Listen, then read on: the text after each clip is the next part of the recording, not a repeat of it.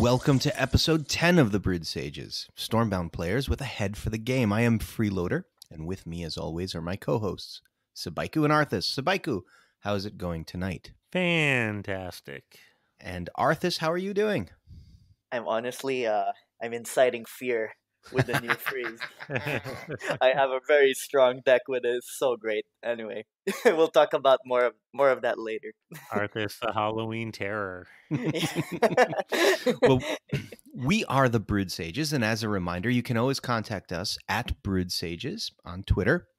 Or for all of you who watched the first run of Airwolf as kids, our email address is thebrewedsages@gmail.com. So guys, we got to jump right into the news because as always, or well, I shouldn't say as always, but moving forward as always, it being the first of the month, there are changes, and we have some patch notes for the recent November update to talk about. And we're going to talk first about the administrative stuff. We'll get that out of the way real quick, and we'll get into the cards. But I want to remind all of our listeners, there is one fantastic website out there that you can find all of these patch notes, stormbound-kitty.com. You'll see the link to the release notes because it's the most recent news right then and there. And we always recommend that you go there. So with that, we have a Halloween pack being offered now. That Halloween pack is 6 Mythic, 6 Heroic, and 6 Classic. Now, there's some reason for the number 666. Anybody? No, I can't figure out. That's just I'm pretty sure it's just a coincidence that it's the same number 3 times. We're also seeing Cheapened Brawl, which Subaiku, I know you loved last time. I loved last time. Guys, what do you think? I think this is good. Do this. There's nothing else we really have to say. Everybody should participate. In general, I think if this was just the new norm, I would be totally thrilled with it, to be honest. Also, we can get some copies of the new Bestoic Protector, which we'll talk about in a little bit as well. In fact, why don't we jump into that right now? So we have what was Bisanu and is now being called Stoic Protectors. Although I just like Bestoic Protectors. It just kind of fits better.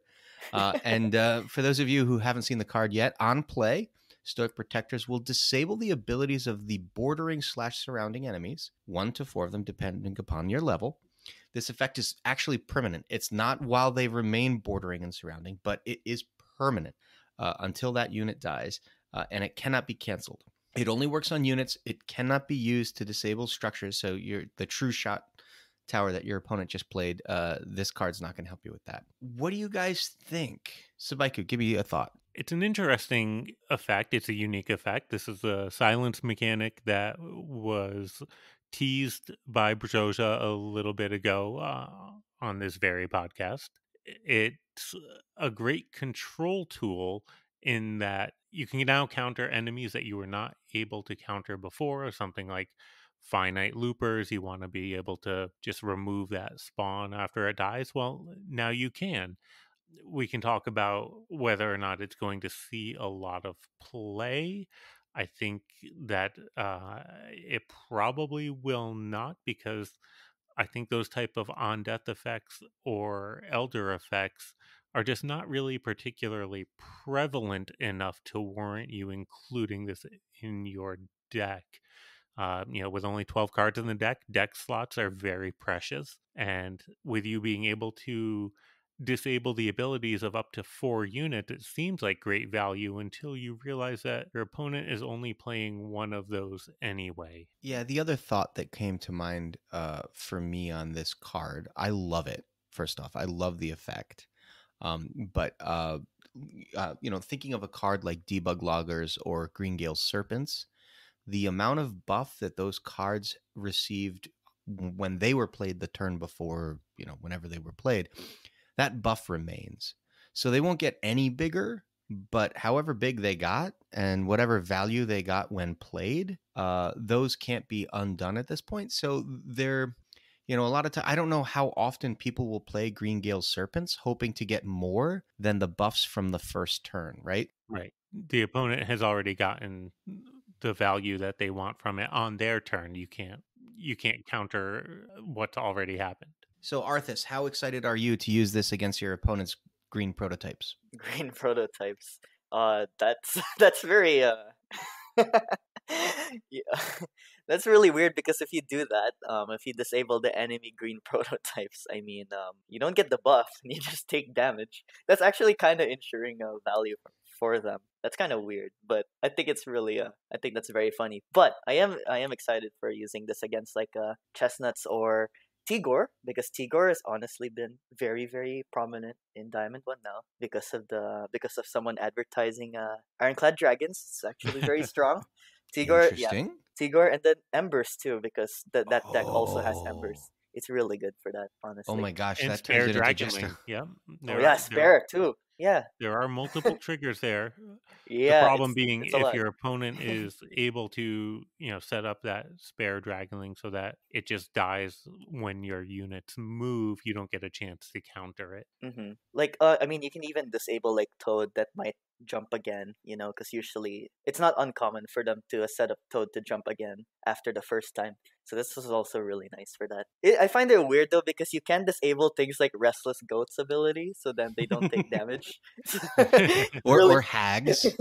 Oh yeah, like hacks You too. definitely got to be careful with how you play this for sure. I thought it was an interesting choice that they chose not to allow you to silence your own units. Yeah, that one's cool. I understand why. There are definitely, right? Like every faction has a 2 mana unit with a drawback, right? Like you mentioned, the hags or destructo bots. You don't want to remove the drawback for some of those units, but not others, I guess. You don't want to remove the drawback for green prototypes. Yeah, I think the thing is that most of the cards in the game don't have an ability as the drawback. Most of the time you don't want your own unit's ability to disappear.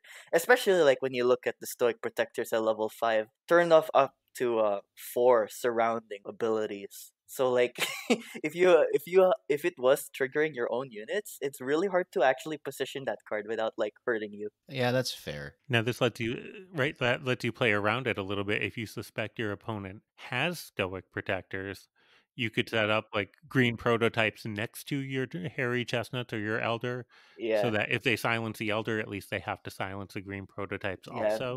definitely a lot of really interesting interactions there. Oh, for sure. Yeah, the interplay between how you would set up to counter this is really intriguing. I'm very interested to see how that actually plays out in games moving forward.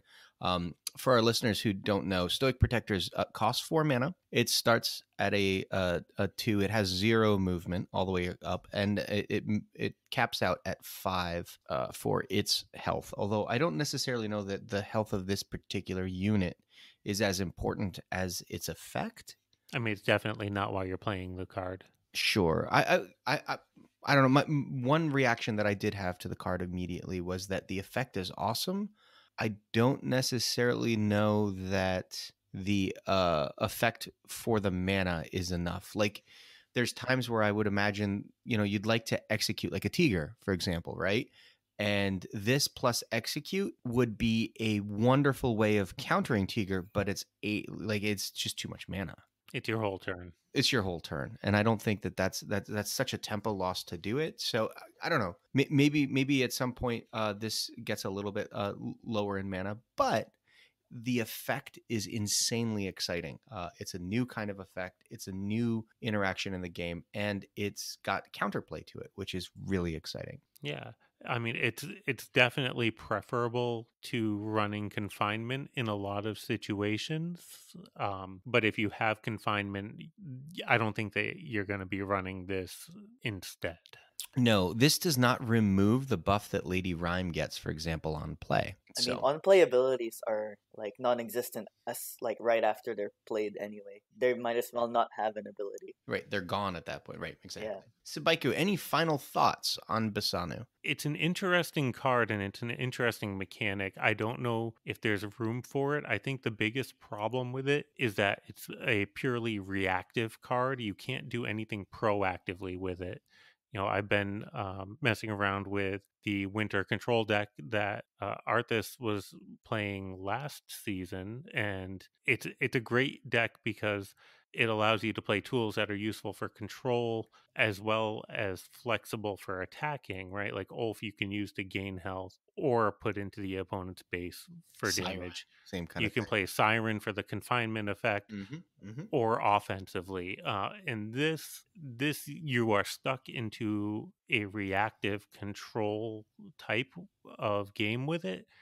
It's not multifunction like that, and I think that's really the biggest limit to the card that I see. I agree. And it doesn't even have like that much base strength to merit the 4 mana you're spending on it, Mm. right? Because it's only a 5 strength at max. If you're playing something like Edric at max level, at least you don't feel bad about putting it down and getting no value from the effect, right? You know, if as a little suggested proposed change to make it a little more multifunctional and less useless when there are no good enemies to silence, they should simply just give it movement. It doesn't have a high base strength for it to be a strong type of movement card, but at least it has its own Ooh. use. Okay. The interesting thing about movement is that it could potentially, like if your opponent used Tiger defensively and cleared a unit or two with it, and now it survived as like a 2 health, this with movement would allow you to not only silence the Tiger, but then clear it. That's a much more exciting play, to be honest. Yeah. Ooh, I really like that, Arthis. You got me hooked, man. And if they really want to, they can like really nerf the base strength to like 1 to 3. Yeah, But okay. still, like movement, that's good. That's good because even if it doesn't do anything, frontline, that's nice. Clearing a low health unit, that's also nice. Right. It allows you to play it for just a little bit more tempo, Yeah. or at least a little tempo, even in a Exactly. situation where otherwise it's a dead card in hand and you're just Exactly. cycling it, right? Like if your opponent just doesn't play an Elder, doesn't play a Shady Ghoul, then you just want to get rid of this every time you see it. Yeah. All right, so moving on from there, Arthis, I hear tell that Reign of Frogs got adjusted. Can you walk us through it? Oh yeah, another Shadow Fender. Don't get me wrong though, I'm not sad. I'm actually happy for this one. Okay. Because Interesting. Reign of Frogs, they changed it so that at max level 5, it now costs 2 mana instead of 1. Now obviously that kind of offsets some of the other stats of it. So what they did was, I think they changed level 2 to be 2 mana. I don't remember if that was 3 mana before, but level 2 is 2 mana now. And then at level 3, it's still 2 mana, but it has a random chance to spawn either 4 or 5 frogs instead of a flat number. So that's how they kind of like compensated for that nerf at max level. I actually really like this because, I mean, 1 mana Reign of Frogs, especially with something as strong as like, Butchers, Bragda, Calaxy, it's actually insane to just like completely flood the board with like 10 strength units in 7 mana with Bragda. It's just stupid. Slowing down the combo by 1 turn makes a huge difference. It really makes does. a giant difference, for sure. For sure. I like the change to level 5 100%. I'm less excited about the level 3 card the now. random one, 2 right? mana, and you don't know if you're getting 4 or 5. Just kind of feels bad. There have been so many games where I have won on turn 7 with exact lethal Reign of Frogs into Butchers. Now I can't even calculate it out. Because I actually have level 3 Reign. No, it's not as reliable on level 3, that's for sure. But sometimes it might actually help you spawning less frogs so you don't get blocked or something. That's possible too, for sure.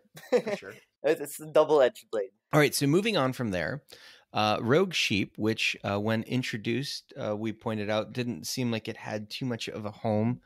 And I'm reading into this that Sheepyard agrees that the usage rate for this card is lower than they would like because they've now dropped the mana cost from 7 down to 6. Again, I think that's a move in the right direction. I'm still just not sure. I don't see a ton of pirate decks, and this is clearly a card that wants to be in a deck with lots of pirates. But the secondary problem to that is pirate decks tend to be very aggressive, and this is clearly a very defensive card. So I don't know if it ever really finds a home.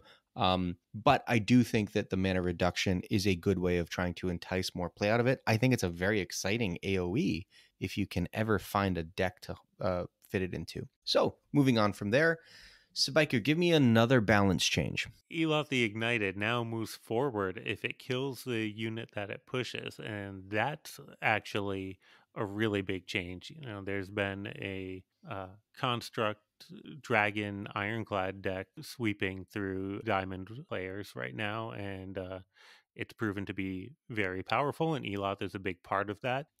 It takes what is a pretty solid card and just makes it fantastic. Now, instead of just being a mid-range value play where you put something pretty solid on the board and kill an enemy unit, now you can actually push it away and take its spot on the board, making it more useful in aggressive decks. You can use it on the baseline and still put Eloth on the baseline. I love this change, but I'm worried that it's going to be very strong. Arthis, what do you think? I actually like this. I really like it. I like its pseudo movement. I mean, it doesn't always move forward. It has to actually kill. Gives you more of a choice. Like, gives you more options of like which unit to push. Like, do you really want to push this like 9 strength thing that's like on their baseline, or do less damage to like a 6 strength, but then it actually moves forward and helps you. It's a lot more. There are a lot more options you can do with the card now, like base locking, right? Like you can also do that. There was it might have been Reynad, and Subaiku might be able to tell me if I'm right or wrong here, who wrote an entire white paper about how exciting cards are that create micro decision-making points in a game. That so much of a card game is focused on the macro. I know I'm the beatdown. I need to be aggressive. I know he's the defender. He needs to defend what I'm doing. Those kinds of macro decision-making points. But cards that give you micro decision-making points within a turn, you know, to Arthis's point, which would you rather? Do you want to use this on this turn defensively, but you won't get to move it forward, but you move the bigger threatening unit away? Or do you want to just go aggressive and use it on the other side against this smaller unit? Like those kinds of micro decision-making points are things that I really enjoy in this game, especially. I think Stormbound's filled with them, and taking another card and making it like that is even better. I'm very happy with this. Arthis, talk to me about Broodmother Cordia. Yes, Broodmother Cordia. That is the Shadowfin legendary dragon. I know a lot of people maybe have forgotten about this one, so I gotta say it. But I'm sorry. now... Wait! You stopped me right there. Yes. Shadowfen has dragons? Yes, I know, right? Shadowfin Huh? dragons, wandering worms, sunbeam serpents. I didn't know those existed. but Cordia used to cost 7 mana. Now it's straight up 6 mana with no compensation whatsoever to its stats. It's a straight up buff. And man, being able to play it now 1 turn earlier. Now I want to talk about how powerful that actually is. I'm not saying this is a broken card, but I'm saying this is a very impactful change because from a lot of the top players and the experienced players, they find that the best way to be utilizing Cordia is for base locking or just base pressure in general, instead of like playing her in the back line and hoping the eggs hatch, because you don't actually need to have all the eggs hatch to get the value and utility from Cordia. What is nice though is being able to spawn eggs into the enemy baseline when normally you wouldn't be able to access those tiles if there are cards blocking the way. And being able to do that at 6 mana for like a rush deck, ooh, I'm really... that's gonna be very interesting. Well, I'm glad you brought that up, because for a rush deck running a 6 mana card in Shadowfen, to date, the card that I have chosen to use has been Chestnuts. Now, my Chestnuts is not level 5, but with Broodmother Cordia also at 6, I actually wonder which one of those two is the better choice for a rush deck. What do you think? I feel like Chestnut's more towards a control because it doesn't have movement, you know? But Cordia is like, I mean, it has a large body. I mean, at max level, it's 10 strength with movement. You can attack or defend with it. And then it's 6 mana. And like, obviously, you know, for rush players, they would maybe rather spend 6 mana on 2 or 3 cards instead of 1 card. But what's so nice about this is how much board presence and pressure it gives. It's just crazy. Arthis, what happens to the eggs when they hatch? Oh yeah, when they hatch. So at least at level 5, when the eggs hatch, because all the eggs are 1 strength when they are spawned, no matter what the level. But at the start of your turn, if the eggs survived, they actually hatch a 7 strength dragon, and then the dragon moves forward too. So if you have eggs on the enemy baseline and they survive, it hatches and then it deals damage to them. So good. I But know. this is my point. Like, so as a rush deck, I cycle chestnuts on 6 almost every time, right? Because you're absolutely right. I want to play 2 or 3 ideally units on 6. But with so many distributed stats, this effectively is like playing 3 or 4 units Yeah, on its and not just that. own. Mm-hmm. It puts I a lot of pressure where sorry, I don't want to Yeah, like go ahead. interrupt, No, but no, like no. it Absolutely. it kind of pressures the opponent into dealing with the eggs compared to clearing your Right. Like as a rush deck on 6, if I had front all the way to their baseline already, which often I do, I'm considering not cycling this and playing it as the only card that turn. Because guess what? That's a lot of units for them to deal with. hmm And it's not even entirely broken because I mean, with the recent buff to Siege Breakers, yeah, that's a pretty nice counter to Cordia, given they have the positioning. Same with Void Surgers; they would also attack the eggs. And I But think that again, we need to talk about the fact that the eggs are treated as structures. So siege breakers will work on them, and hmm void surgers also, to your Yeah, point, right, which is a card that is everywhere right now. for yeah. sure.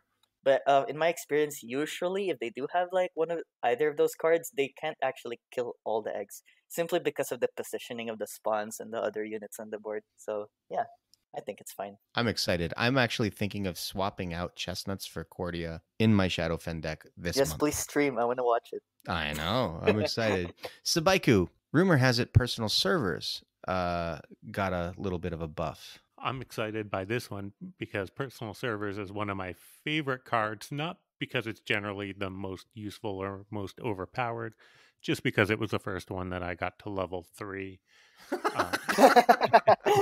You And leveled it up was that card? great. You're crazy. Well, playing in silver, it was fantastic. Sure. Playing in gold, it was still pretty useful, but personal servers used to be on par with the other 4 mana cards, but it distributed the stats as long as you met the condition that you had another unit on the board. And if you're making a pretty aggressive deck, you usually did. With this change down to 3 mana, the strength is reduced and the ability is also adjusted.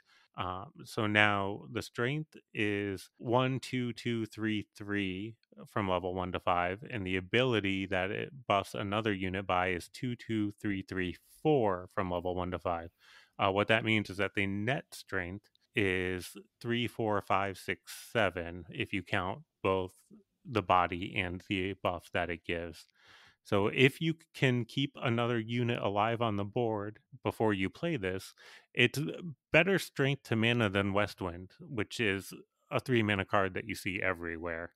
While it used to be on par with the other 4 mana cards, now it's actually stronger than the other 3 mana cards if you can meet the condition. I think that balances out the card really well, and I think it's a pretty solid addition to any mid-range or rush decks looking to get some units that survive on board, and you can just buff them up and continue moving your front. Yeah, I'd say it's pretty nice for Rush because I mean there aren't really that many options like 3 mana movement cards, and now there is. And then it's not even gonna be, it shouldn't be that hard to meet the condition of having a friendly unit on board because if you're playing Rush, you're usually spamming the board. Yeah, I would have liked to have seen the original body stay the same. I understand adjusting the buff because we've adjusted the mana cost, but I never felt like the body was overly powerful to begin with.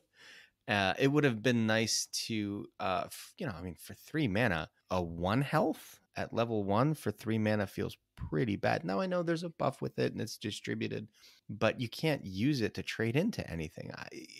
hmm I liked the old body power structure. I guess that kind of balances out that this does have more value than the other 3 mana cards that Subaiku mentioned. Because yeah, it has more value, but in the with the sacrifice that it's not as strong of a control card now because it can't kill very big units, but it has very good board presence instead. All right, so moving on from personal servers, which I agree is interesting, and we might start to see more often included card now. Arthis, I'm very excited about this next one. Walk me Oh through yeah, Icicle Burst. Icicle Burst, guys. I never thought they would actually rework this card. I mean, I didn't think they would change the card, let alone rework it. Firstly, Icicle Burst now can freeze any unit you want, and there's no strength cap whatsoever. You can freeze a 50 strength Lady Ran for 1 mana. Oh, and get this, even better. Okay, with the new update, along with the balance changes, they actually reworked freeze. We'll talk more about that later, but in long story short, when a unit is frozen, it's actually temporarily silenced. It's amazing. It is now a card that's not just like a high risk, high reward where you would like normally cycle it away simply because there needs to be a frozen unit on the board to get the massive damage it has. But now you can use it all the time for just 1 mana. And you can do so much from manipulating enemy movement. Not just that, silencing them, right? For 1 mana. Like, now it's massive damage that it comes with. Like, at level 5, it's 18 damage when you use it on a frozen unit. Because when you use it on a non-frozen unit, it freezes it instead without dealing damage. But now that, like, really big burst damage is more of like a bonus at this point. It's 1 mana freeze and silence is so amazing, and I'm really proud that they did this because I feel like that and the freeze rework with the temporary silence straight up made Winter Freeze very viable again. And I've been running my freeze deck all of today, and it's incredibly strong. I love it. It's so fun with Zavana. Oh man, Zavana! Finally, it's gonna be meta. Zavana's meta now. I'm calling it. It's actually meta. I'm not kidding. It's meta now. We will jump in then to the discussion about all. We'll include Icicle Burst in our discussion around all the freeze mechanic rework, because obviously this is a key point to it. I do love the fact that Icicle Burst now is a standalone card, right? It was always before a 1 mana. If you have managed to trigger its requirement, then it has some use. Right, but you were usually wasting most of the damage. You're killing a 6 health unit, whatever, with right. like an 8, right? But now it's not. If you've frozen anything, you can do X, Y, or Z. No. On its own, it's a standalone card that has value, which I love. I love the fact that it can be used on its own. But to your point, Arthis, man, this whole idea that while a unit is frozen, it is also temporarily silenced. I mean, Subaiku, this has gotta bring Freeze Winter back into the meta, right? It's really such a big change, and I know that Arthis has been playing with this. I have not messed around with it yet. We're recording this on the first day of the month, so hopefully I get a chance to soon. I'm really excited too. It seems like you can do a lot with it. Going back to what I was saying about Stoic Protectors being a purely reactive card, this now, Icicle Burst now, is not purely reactive. You don't have to cycle it with another freeze effect. You don't have to combo it. It can just be used on its own whenever your opponent has a unit on the board, which seems like it happens pretty frequently in my experience. Like, it's useful as opposed to something that you have to get rid of half the time or more. Right, exactly. So Arthis, you've been playing this all day.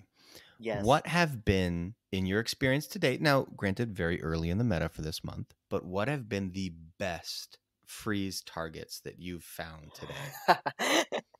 Well, so one I really like is now you can combo Icicle Burst and Wisp Cloud together. What? Yeah. Because you can now freeze a unit with Icicle Burst and attack it with Wisp Cloud. Like me a while ago, both my Icicle Burst and my Wisp Cloud are level 4. So Wisp Cloud does 7 damage with its ability when it attacks a frozen unit. And I tend to match against like a decent number of max chestnuts. And 11 damage is not enough to kill chestnuts, but with 4 mana, like Icicle Burst and 3 mana from Wisp Cloud, you can deal 11 damage to max chestnuts, which is 13 HP, by the way. It brings it down to 2 HP, but the chestnuts does not trigger its ability. It's amazing. It won't drain. No, not at all. It stays at 2 strength. It's just so much damage for 4 mana. Oh, this is good. This is good. I like this. My favorite combo though is definitely Icicle Burst Zavana. Oh man, not requiring a unit to like induce freeze like with Moment's Peace or Frost Hexer it makes positioning Zavana very, very reliable. And it's Right, because so now good you can just freeze a unit on the board wherever it is. You don't wherever have it to is. get close to it. Hmm Oh, And I then it love that. just clears it. You get a 7 or 8 strength Zavana on the board, and you get a free 4 mana card. It's like, Oh my wow. gosh. It's so good. That is so excellent. I have to say, this is going to be. We will probably share if we feel like it's polished enough. We will probably share a deck list in this show notes for a good, solid, reliable freeze deck from Winter and. Based on our early testing so far, and I say our, like the royal hour here, it's really Arthis' testing, but based on testing so far, look, we on this show are critical of cards when we think the cards are not right. We should be equally as complimentary to cards and effects when it's gotten right. This deck that Arthis has been playing is a winter deck with winter cards. Yeah. It's not a winter deck. Yeah, Gift of the Wise, right? No, this was It's not so- even running Gift. No, it's so it doesn't even run Gift or Aaron, okay? It's very healthy because it has 6 winter cards and 6 neutral cards. Oh, that is so good. So you're taking advantage of mana acceleration, but you're using the freeze effect, and Yeah. that gives it And- a really nice identity. And it brings back these 2 very underused cards, Wisp Cloud and Midwinter Chaos, into something really, really strong and reliable. Wait, you're gonna call those 2 cards out as being unused and not mention Giovanna in the same breath? Hey, look, at least Zavana's a meme, okay? It's proud. Okay. It's a proud meme. Okay. But I am seriously excited. Anytime you can make a change to a mechanic like this that suddenly brings it into a hopefully non-oppressive. It doesn't feel oppressive based on what I've seen so far, but a strong, playable, viable deck that gets people playing cards that weren't currently in the meta literally yesterday, and today suddenly they're there. I think this is a home run. Oh yeah, and just by the way, when I'm playing this deck, you're showing it in the show notes, right? Because I really want to show it off. Yes, of course, of Um, course. I am. I've been destroying Winter Aaron Ulf decks with it. That's I am not scared of it insane. anymore because this is really strong, and it's not like busted strong. It's like healthy strong. I love it so much. All right. Well, so tip of the hat to Sheepyard for making a perfect change to the freeze mechanic. With that, this is our opportunity to do something a little different. We wanted to do something a little themed for the Halloween season. We know that this isn't being published exactly on Halloween, but this is the closest episode we'll record to it. So what we thought we would do is we would do a little segment where Subaiku will actually be asking the questions of Arthis and I. Now, these questions, we don't know what they are up front. We have no idea what's going to be asked of us, but Subaiku has put together a list of Halloween-themed, Stormbound-related questions that Arthis and I will be stuck on the spot having to answer as best as we can. So I'm very excited for this one. we've never like done a little anything game like show, this. really. Like Exactly. a It's a Q&A. little game show, little Q&A. We've never done anything like this, and we have no idea how this is going to work out, but it's Halloween, and we got to do something different and spooky and scary. And let me tell you, right now, I am frightened. Okay, Subaiku, You guys definitely should be. Oh no. it's All all right. yours. Freeloader, you'll start with the first answer to this question. I'm going to ease you guys into this. Just a nice, simple, what's the best card art to carve into a pumpkin? The best card art to Ooh. carve into a pumpkin. It has to be Shady Ghoul. Shady Ghoul, Ghoul? yeah. Shady It Ghoul. looks like a soccer goalie. Who? No one's going to be offended when they see a soccer goalie. Shady He goal looks like a keeper. soccer goalie. Yeah, he got the big mitts. He's hands to the side. He's ready to play defense either direction. Yeah, it's Shady Goal. All right, Arthis? Mine, Zuri, Lord of Life. He looks exactly like a bat. Come on, that's perfect. That one actually is pretty good. Okay, that Arthis is wins this round, yeah. Okay, wait. I do want to point out that neither of us said Brewed Sages, which is maybe a mistake. Hey, you know what? It's fine. All right. Now, from a gameplay perspective, Arthis, what is a Halloween-themed mechanic you'd like to see added to the game? Ooh. Halloween themed. Oh, you know what? Has to be fear. Maybe forces the enemy to move backwards. Forces them. Ooh, interesting. That would Kind be of very cool, like right? a nice spin on confusion. Yeah, I'm surprised I just came up with that on the spot, but it reminds me of like so many games that have such like fear mechanic where it makes them move away from some sort of epicenter, right? I think that's really cool. Excellent. All right. And Freeloader? I was thinking there could be some sort of like a pumpkin explosion kind of thing where the Ooh. units get covered in goo and are therefore unable to deal damage when they trade. All right. I like Oh, it. so it's like covering them in slime, like straight from Nickelodeon. So they can't, right, exactly. So they can't punch. They just can't punch. Immunity. They get smacked. They can die, but they just can't throw a punch. Freeloader, your turn first here. Mm-hmm. What is the best card to turn into a Halloween costume, and why is it Claxy? Don't fit. Oh man. I mean, it does have to be Claxy. Yeah, for sure. It's actually funny. I've actually seen a few people who have went as plague doctors, and I swear to you, every time I saw a plague doctor, I'm like, why do they dress up as Claxy from Stormbound? And I'm sure a lot of women would be interested in that one too. There is quite a fan base regarding Claxy. It's perfect. That's great. I don't know if I can top that one, but I would have to go for Siren of the Seas. I mean, with those little tentacles, you know, you're gonna be pretty flashy with it, right?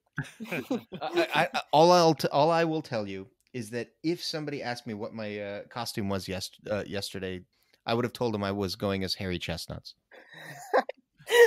You don't even need to do anything. That's it, man. Nice. All right. I'm loving these questions. Arthis, you answer this one first. All right. Which card art would make the scariest Halloween costume, and why is it Freeloader dressed as Claxy? Oh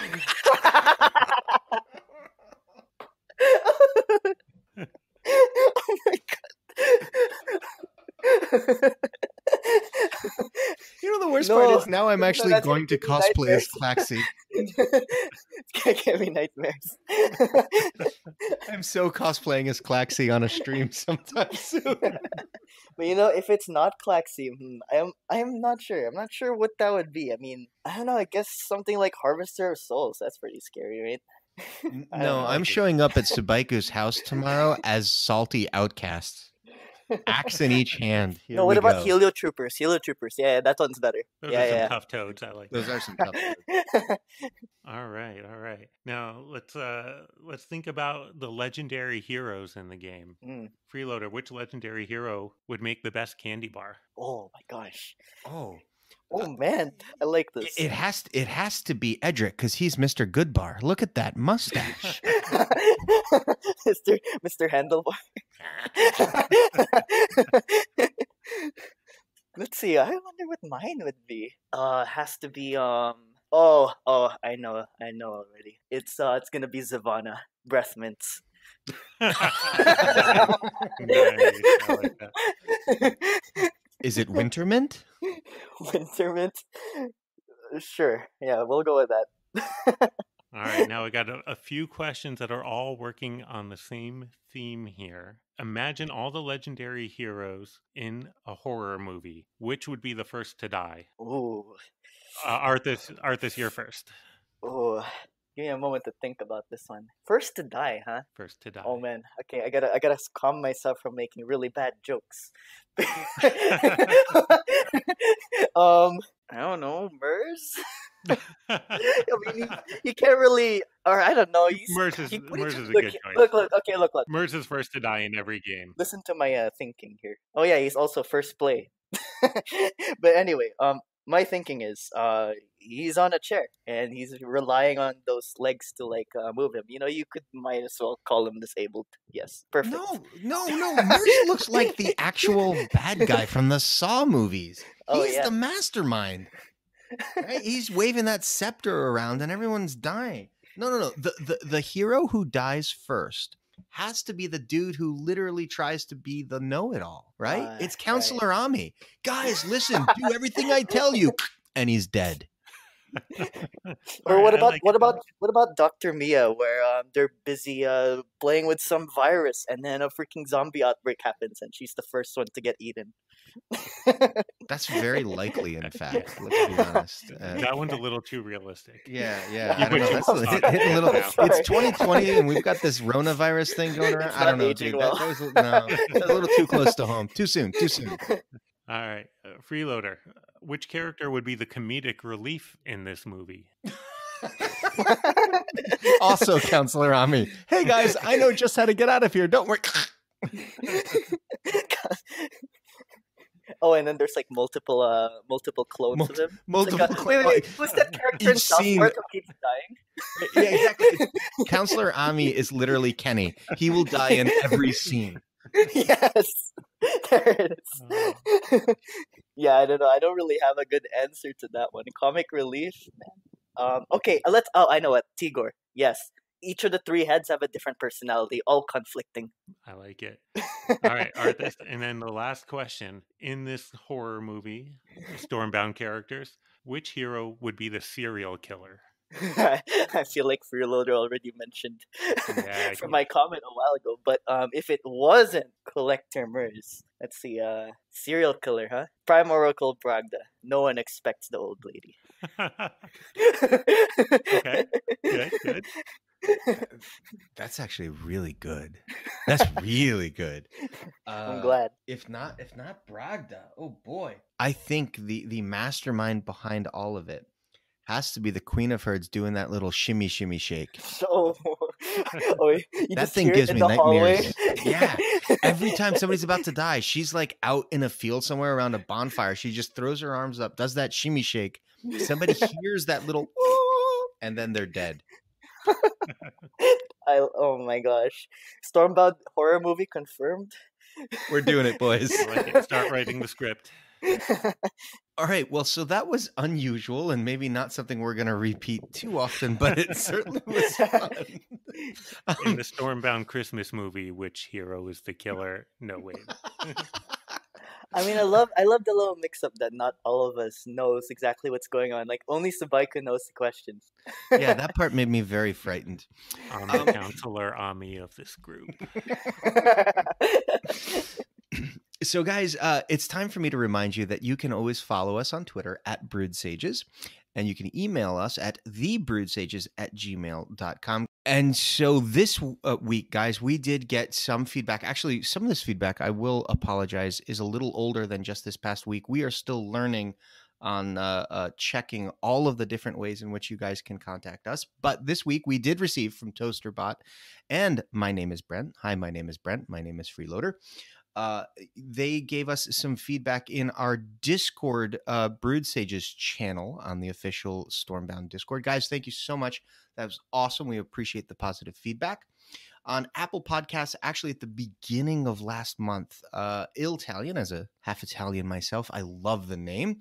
He gave us this review, quote, "I've been playing Stormbound since it dropped in 2017, and I can say with all certainty that these gentlemen clearly know their stuff. It's insightful, fun, and easy to understand. I highly recommend." Italian, thank you so much for that. That was really kind of. I will take issue with only one thing you said. Please don't call me a gentleman ever. Wow, that sounds like you got a bit offended there. No. Just anytime somebody calls me a gentleman and my wife is within earshot, you can hear the eyes roll. So trust me. But with that, everyone, thank you so much for listening to this episode. It really means a lot to us. That's going to do it for Arthis and Subaiku. I am Freeloader, and we are the Brewed Sages, reminding you to stay hydrated.